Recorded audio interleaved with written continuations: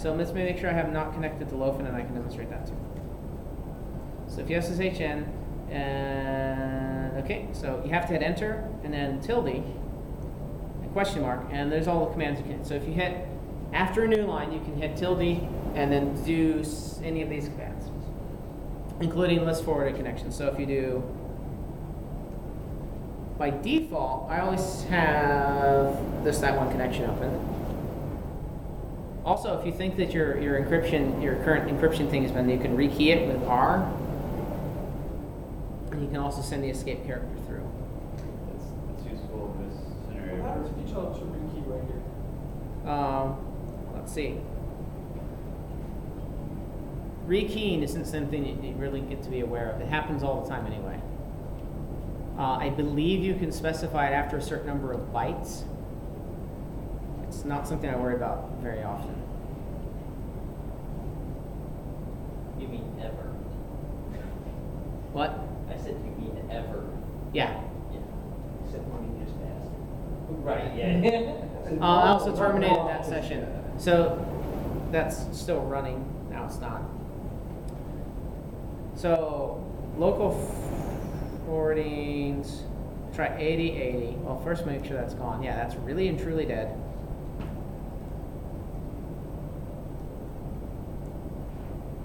Okay, so this is a control persisted connection running in the foreground. There we go. Go over to the other window. So now I cancel. It should be right in the history, right? Let's do that. So I want to cancel that forwarding.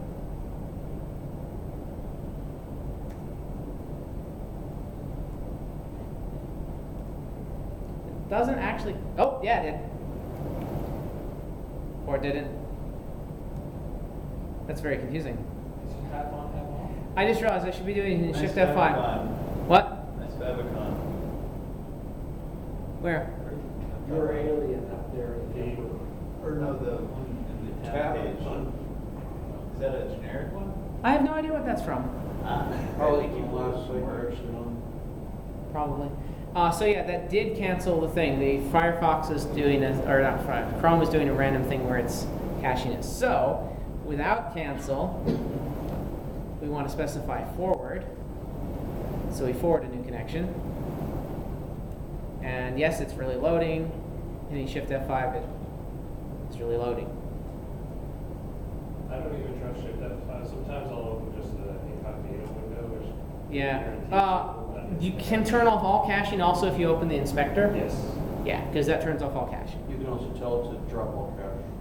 Yeah. So, It's weird sometimes. but anyway, yeah. So cancel is really working how we think. Now, actually, I'm not entirely sure if it's working how I think. So I'm going to forward another one, 81, and then cancel. Well, I assume I'm canceling just the one. So now we will see if 81 is really there, and it appears to be. And now we'll see if 80 is really there. And it appears to be until I. That's still alive. So in other words, always test and don't actually. so cancel doesn't work all the time. Is that how that's? Man page. What? Man page? Still hit stack overflow. Cancel forwardings. Sounds like it. It doesn't say cancel all forwarding. Oh, maybe it has to be after. Maybe you shouldn't be supplying arguments. Oh no, I have to supply the host name. Don't put the -L back on.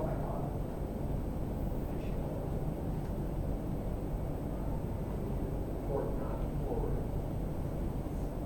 Oh yeah, so it is doing something because it knows that it can't forward the port because it's already forwarded, which is what that error means.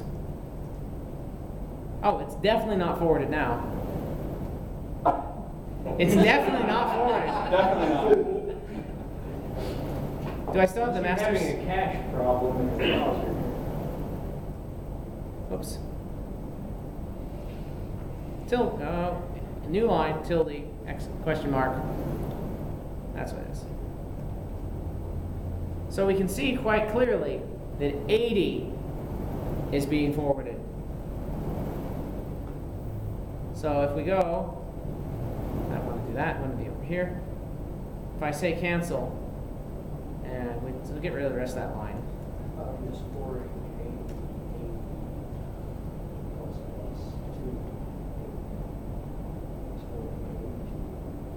Master cancel forward request failed. This is a really interesting error message. Try with a bunch of V's, like minus VVV, I have an idea. and then it'll actually tell you exactly what it's doing. Yeah, that's a good idea too.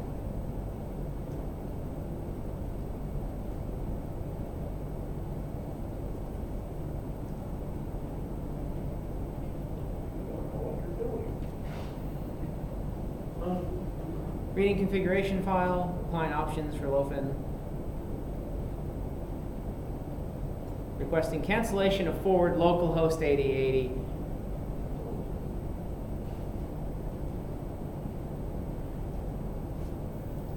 Does anyone remember the wildcard specification? I have a feeling that might be part of my problem.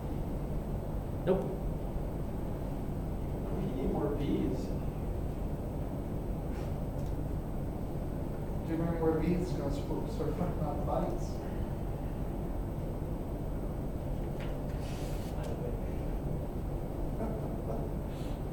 Yeah, so that's strange. What am I doing wrong here? You're doing that socket thing, right? Mm-hmm. Maybe the socket thing changed the name. The socket thing, the whole, so the control master thing doesn't, the option that I'm using, uppercase O, doesn't make sense unless you have a master control socket. Or, yeah. I Googled the error message and all that came up with source code. Yeah, that's probably fine. Okay, so it worked, and it seemed to work in the simple case, and with 2V options, we should see something. So I'm going to request that or first I'm going to establish a connection to the server over yonder, which will set up a control socket and all that. I previously exited it, which someone probably saw. So now I'm going to request that it forward 8080 to port 80. Requesting dynamic forwarding, and there was no error messages. So now I'm going to request that it cancel forwarding that. And I don't see any error messages. So now I'm going to go over here, and it is blissfully doing exactly what I want. The problem probably happens if I forward 80, I forward 81, and I want to cancel. We know canceling 8080 worked. I want to cancel that, and that worked. It definitely worked. Is 81 still working? 81 is still working. I don't know how we got into the previous state, so let's pretend that it never happened. So local forwards. Local forwards can be chained, obviously. There is actually a direction that one. What? No, that can be chained. So on low. There's another thing. It's not quite local forwarding, but it's just like a little hack. I don't know if it's safe. It seems like it is. Using proxy commands and. Oh yeah, proxy command. Yeah. That's proxy command's a fun thing where you can replace. So proxy command lets you take anything that takes standard in and standard out and allow you to put your SSH connection over that. Like netcat. Like netcat, SOCAT if you want to do really fun things like SSH over UDP stream. Yeah. That's totally safe, right? Totally. It works. I Yeah. imagine it'd be an encrypted stream. I think by safe, what we're getting at is the fact that a UDP stream doesn't necessarily have to all get there. Yeah, but SSH has its own integrity checking on the packet, so it would reset.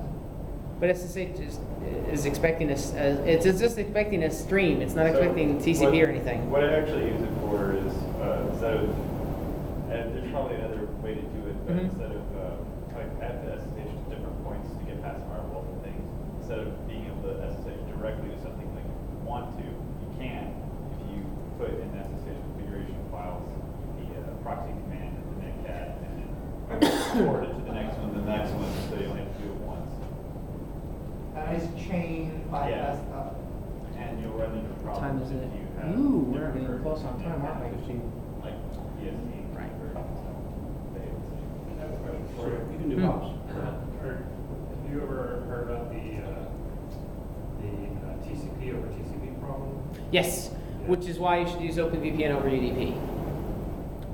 The only problem I've had with that, the reason I'm actually talking about SSH is because SSH just always works. Yeah.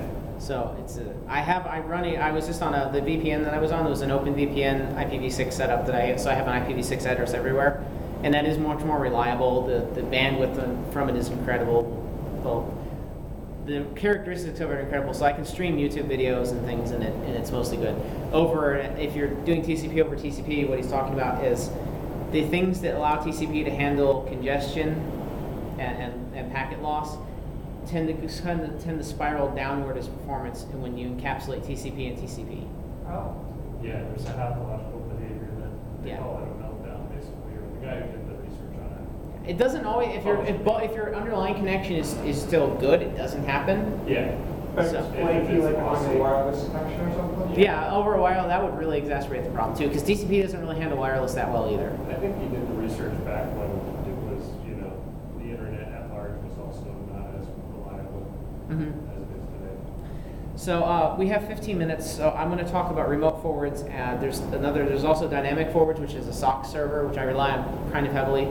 But I want to talk about remote forwards because there's an option that you have to that you can toggle on a server that makes them really useful for me for doing remote support and also for showing people stuff you're working on. Like if you're doing a modern web app development, like with Rails or something. Yeah, and you're running it locally and you want to show it to someone else, like, hey, look at what's on my local machine, this comes in handy, which is the opposite of what we just showed. Use gateway ports. Yeah, gateway ports and also remote forwards. So first, also both the L option and this R option I'm going to show you can be put in the config file too, but that's a matter for the man page. What did I change in here? Oh yeah, I removed that. It's not important. So I'm going to clear all tunnels and everything by exiting that session. All right. I'm just going to do this through SYN because SYN doesn't do control master or any of that weird stuff, and the latency of it is not that big a deal. Oh wait, no, I shouldn't do SYN because not all ports are forwarded there. Are all ports forwarded to Lofen? We don't know. I know you don't know. I'm asking. We'll find out.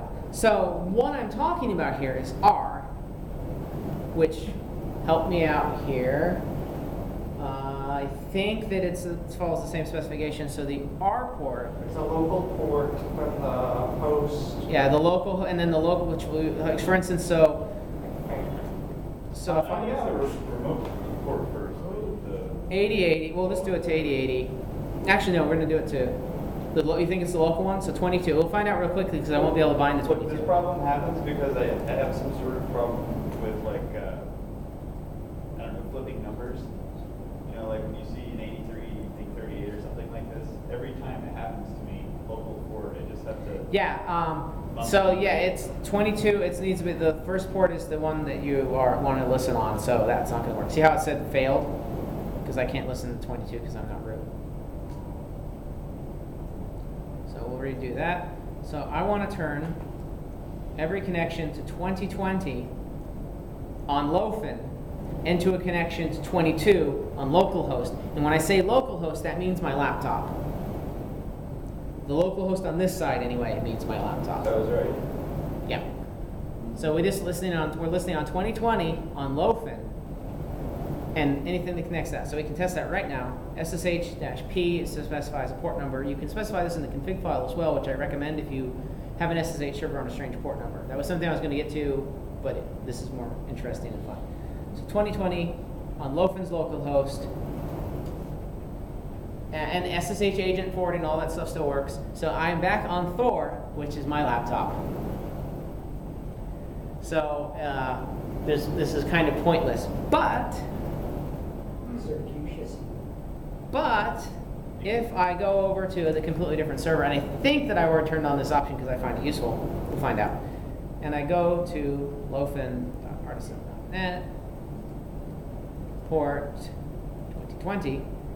There's a couple of things that could go wrong here. One, I think I'm running a firewall, but I think I allow 2020 through because I use it all the time. Good to know. That looks like firewall's dropping in. The best use I've ever seen for the remote forward is to allow boxes that don't have a public IP address to be reachable in backup backup servers, that type of stuff. Hidden backup servers.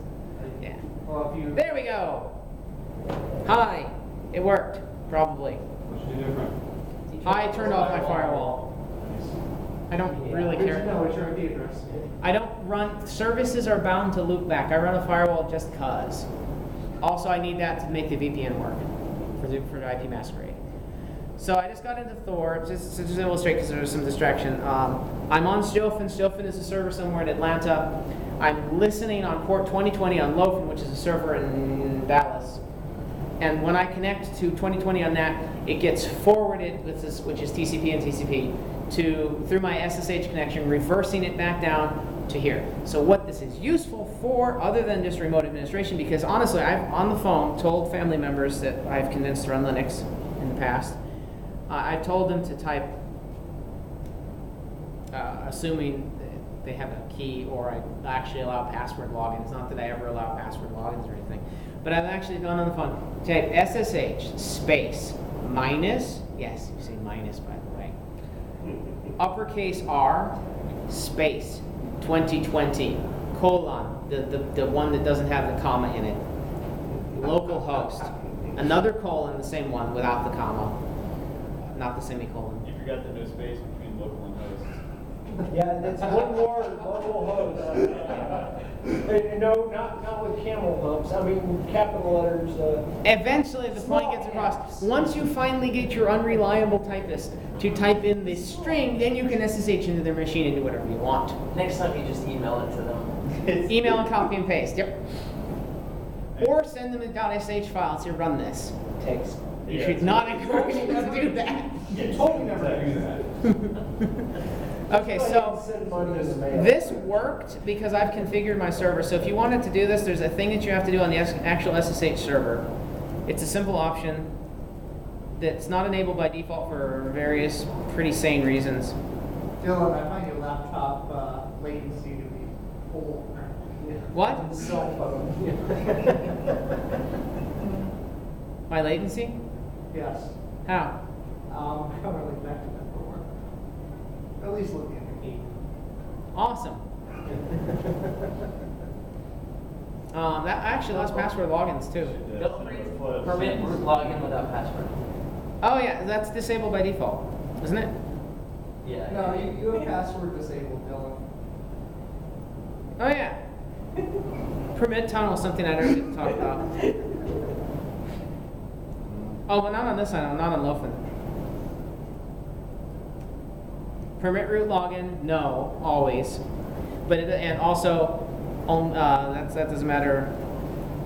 You sidetracked me from this, but I'm quite happy and you made me want to double check. Challenge response authentication, no. Permit empty passwords, no. Password authentication, no. Kerberos authentication defaults to no. You want all this GSS API and Kerberos stuff turned off because otherwise your SSH server will hang every time you connect to it. Well, Anyway. Unless you have it actually hooked up to like Active. No, even if you're actually using Kerberos, it still includes a penalty of like a second. Yeah, I had Kerberos. I had OpenAFS, LDAP, and Did you have a PTR record set up in your DNS? Because typically that's what causes that latency. there's still some latency with it trying to, and then if you disable all of their auth methods, your client still. Actually, yeah, if you disable all of the auth methods, it gets that latency down really low, but it's still annoying. I just prefer not using it because keys are better. And Kerberos is old. Although technically you can store. So anyway, getting to the point. Match user root. Yes, actually. So here's the awesome thing, because I thought it had in you know the host directive. Hey guys, we only have a few minutes, but so in the SSH server config file, in addition to the host directive, you also can match based on username. So if you look what I have on the bottom here. Oops. Yeah, you got your attention, right? Hey. Yes. Match user Dylan. So my user is allowed to gateway ports, but none of anyone else here who happens to have access to Lofen, which is like 2 people maybe. You're not allowed to gateway ports. If you want to gateway ports, you can, but the ability to listen on a random port on my server seems to be something that should be locked down. Because that's why this is disabled by default. Because default, if this is gateway ports no on your server, which is what it will be on any install of SSH that you haven't messed with, the reason it says no is it binds the loop back to the local host, so that yeah, you can listen on a random port on the far side, but you can't. The public rest of the internet can't get to it. So.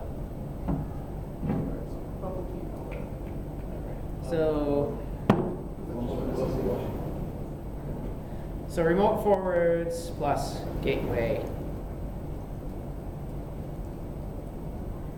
So I'll add a little bit of config examples to this and post it to the meetup and to the mailing list.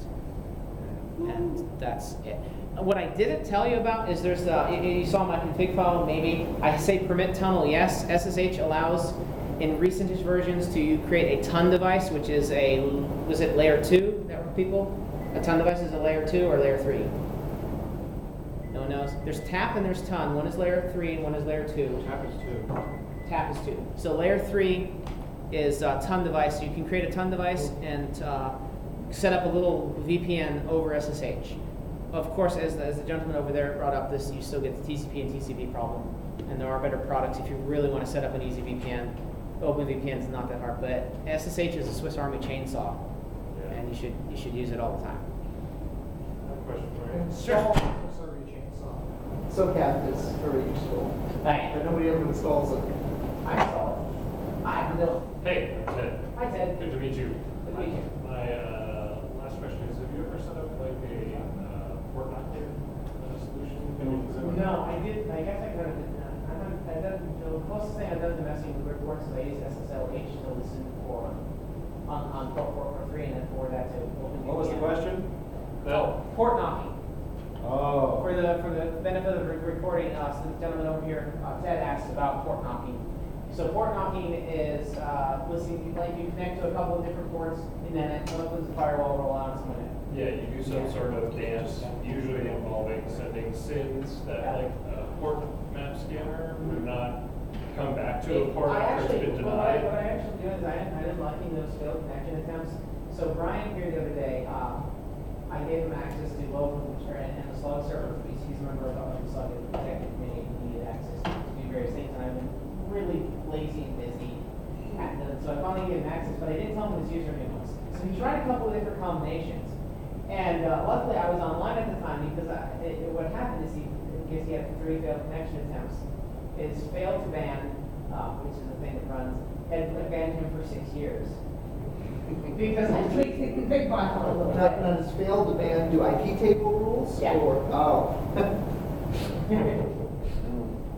I just went in and